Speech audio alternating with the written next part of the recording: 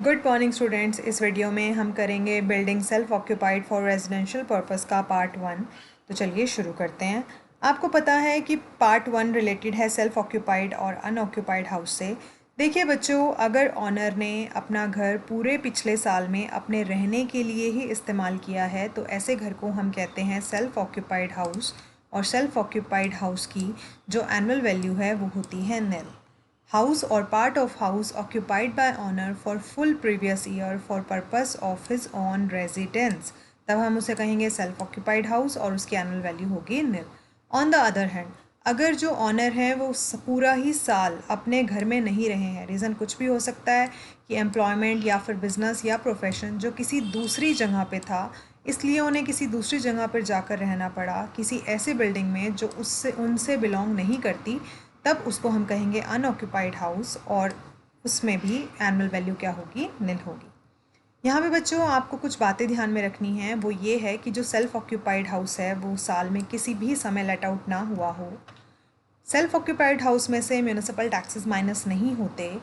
यहाँ पे unrealise rent का भी कोई क्वेश्चन अराइज नहीं होता, क्योंकि जब घर लेट आउट ही नहीं हुआ तो अनरियलाइज रेंट कहाँ से आएगा। उसके बाद नेक्स्ट पॉइंट में लिखा है कि मान लीजिए अगर एक बिल्डिंग है जिसमें एक से ज़्यादा फ्लोर, फ्लैट या यूनिट है और सभी के सभी जो फ्लोर्स और यूनिट्स हैं वो सेल्फ ऑक्यूपाइड हैं बाय ऑनर, तो ऐसे घर की भी एनुअल वैल्यू निल मानी जाएगी। नेक्स्ट में कहते हैं if building consist of more than one floor और फ्लैट और unit, one is self occupied and others are let out. कि मान लीजिए एक बिल्डिंग है जिसमें कई फ्लोर्स हैं, एक फ्लोर तो ऑनर अपने रहने के लिए इस्तेमाल कर रहे हैं और बाकी के सभी क्या हैं, लेट आउट हैं। तो ऐसी सिचुएशन में हम कहते हैं कि जिस घर में ऑनर खुद रह रहे हैं, यानी कि जो सेल्फ ऑक्यूपाइड है, उस ही घर के लिए सिर्फ सेल्फ ऑक्यूपेंसी का बेनिफिट मिलेगा। बाकी के जो सभी लेट आउट घर हैं, जो लेट आउट फ्लोर्स हैं, उस पर सारे लेट आउट के प्रोविजंस ही एप्लीकेबल होंगे। नेक्स्ट पॉइंट में कहते हैं if construction of building is completed at any time during the previous year and thereafter it is self occupied, then it will be taken as self occupied for full year. इस point को ऐसे समझते हैं, मान लीजिए जो हमारा घर है वो बन के तैयार हुआ जुलाई में और हम हमारे घर में रहने के लिए शिफ्ट हो रहे हैं अगस्त में, तो पूरे साल हम ये मानेंगे कि वो घर क्या है, सेल्फ ऑक्यूपाइड है और उसकी एनुअल वैल्यू रहेगी निल। नेक्स्ट टॉपिक आता है deduction from annual value of self occupied house. देखिए बच्चों, अभी हमने समझा कि जो सेल्फ ऑक्यूपाइड हाउस होते हैं उनकी एनुअल वैल्यू क्या होती है, निल होती है। और अब हम यहाँ पे समझेंगे कि उसमें से कैसे डिडक्शन दी जाती है।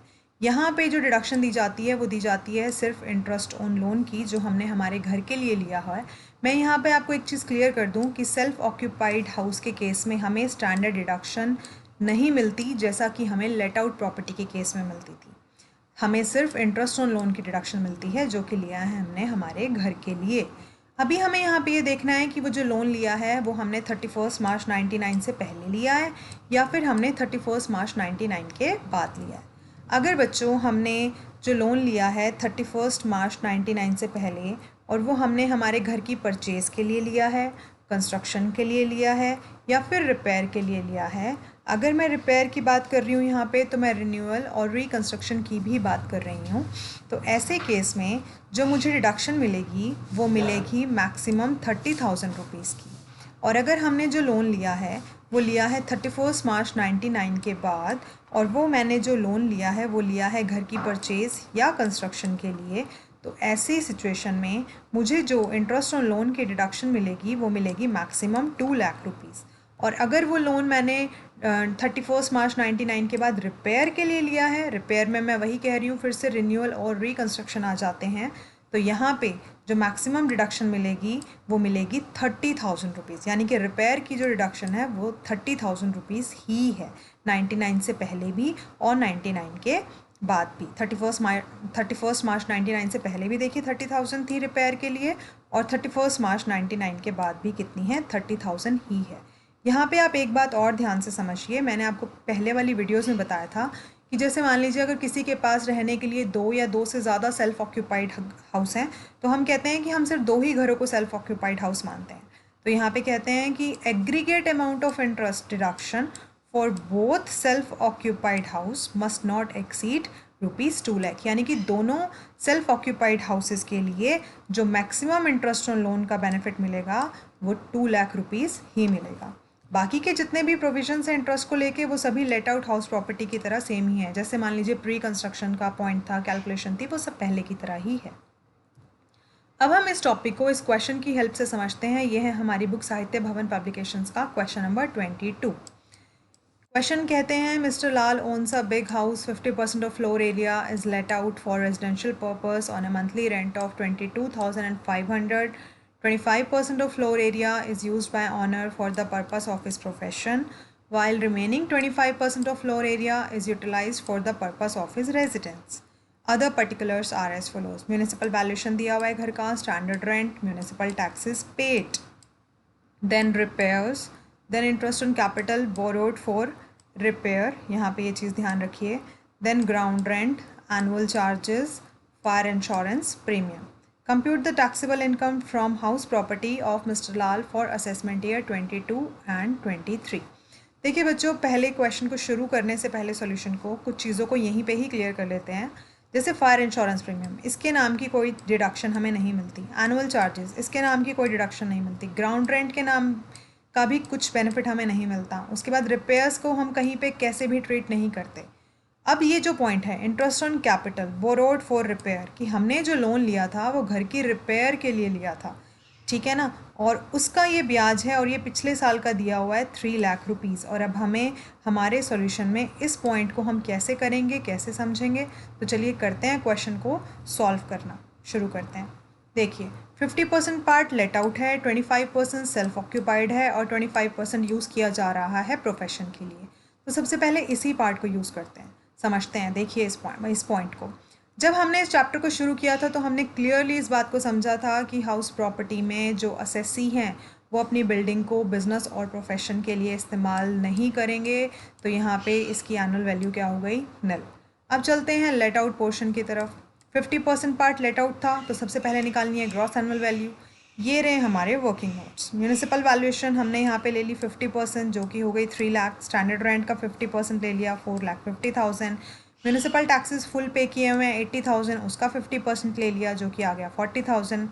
लेट आउट हमने किया था 22,500 में, एक्चुअल रेंट उस हिसाब से हो गया 2,70,000। अब निकाल लेते हैं gross annual value. Municipal value और fair value whichever is high, fair value है ही नहीं, तो एक्सपेक्टेड क्या हो गई, म्यूनिसिपल वैल्यूएशन यानी कि 3 lakh, can not be more than standard, यानी कि 4.5 लाख है स्टैंडर्ड रेंट, तो ये तो ऑलरेडी कम है हमारा म्यूनिसिपल। तो इस हिसाब से एक्सपेक्टेड वैल्यू आ गई 3 लाख। एक्सपेक्टेड और actual which ever is high 3 lakh, तो वो हो गई हमारी ग्रॉस एनुअल वैल्यू। देखिए यहाँ हमने निकाल ली हमारी ग्रॉस एनुअल वैल्यू, जिसमें से हमने माइनस कर दिए 50% म्यूनिसिपल टैक्सेस का 40,000, और ये आ गई हमारी एनुअल वैल्यू 2,60,000। अब हमें देनी है हमारी स्टैंडर्ड डिडक्शन, क्योंकि ये लेट आउट का केस है, और 30% दे दी स्टैंडर्ड डिडक्शन का, माइनस हो गए 78,000। अब माइनस करना है इंटरेस्ट ऑन लोन। अब देखिए, तो जो लोन था वो हमने लिया हुआ था रिपेयर के लिए, और टोटल जो इंटरेस्ट था लास्ट ईयर का वो था हमारा 3 लाख रुपीज़। और क्योंकि लेट आउट पोर्शन 50% है, तो 3 लाख का 50% यहाँ पे हो गया 1,50,000। और आपको पता है कि लेट आउट के केस में तो कोई भी जो हमारी मैक्सिमम लिमिट है वो है ही नहीं, ठीक है। तो यहाँ पे लेट आउट पोर्शन से हमारी जो इनकम आ गई वो आ गई 32,000। अब हम चलते हैं सेल्फ ऑक्यूपाइड घर की तरफ। अभी हमने पढ़ा कि सेल्फ ऑक्यूपाइड घर की एनुअल वैल्यू क्या होती है, निल, और उसमें से हम कोई स्टैंडर्ड डिडक्शन भी नहीं देते, सिर्फ किसकी देते हैं, इंटरेस्ट ऑन लोन के लिए। अब देखिए बेटा, हमारे पास यहाँ पे इंटरेस्ट ऑन कैपिटल जो रिपेयर के लिए लिया हुआ है वो है 3 लाख रुपीज़, और जो सेल्फ ऑक्यूपाइड पोर्शन है वो है 25%। तो इस अकॉर्डिंग टू 3 लाख का 25% अगर हम निकालें तो हमारे पास हो जाता है वो 75,000 रुपीज़। लेकिन अभी हमने पढ़ा है यहाँ पे, ये देखिए कि रिपेयर के केस में 99 से पहले भी और 99 से बाद में भी, यानी कि 31 मार्च 99 से पहले भी अगर लोन लिया हुआ है तब भी 30,000 का डिडक्शन मिलता है, और 99 के बाद भी अगर लिया हुआ है 31 मार्च 99 के बाद भी, तब भी 30,000 का ही डिडक्शन हमें मिलता है। और हमारे क्वेश्चन में ये कहीं पे भी नहीं लिखा हुआ हमें लोन कब लिया है कब नहीं लिया हुआ। तो हम यहाँ पे सीधा सा 30,000, हमें ये समझ में आ जाता है कि 30,000 की ही जो डिडक्शन है वो हमें मिलेगी, क्योंकि ये सिर्फ किसके लिए है, रिपेयर के लिए है, ठीक है, तो हमने यहाँ पे 30,000 को माइनस कर दिया 75,000 की जगह, और हमारा यहाँ पे सेल्फ ऑक्यूपाइड हाउस से क्या आ गया, लॉस आ गया कितने का, 30,000 रुपीज़ का। हमारी लास्ट वीडियोस में हमने ये पढ़ा था कि हम हाउस प्रॉपर्टी से जो लॉसेस हैं उसे सेट ऑफ कैसे करते हैं। हमने वहाँ पढ़ा था कि अगर किसी एक हाउस प्रॉपर्टी से इनकम है और किसी एक हाउस प्रॉपर्टी से लॉस है तो हम उसे एडजस्ट कर सकते हैं। देखिए, तो हमने क्या किया, यहाँ पे 32,000 का हमारा लेट आउट से इनकम था, सेल्फ ऑक्यूपाइड से जो लॉस था वो था 30,000 का। तो इस तरीके से हमारी टैक्सेबल इनकम हाउस प्रॉपर्टी से कितनी आ गई, 2,000 रुपीज़। आई होप आपको ये क्वेश्चन समझ में आया होगा। Thank you.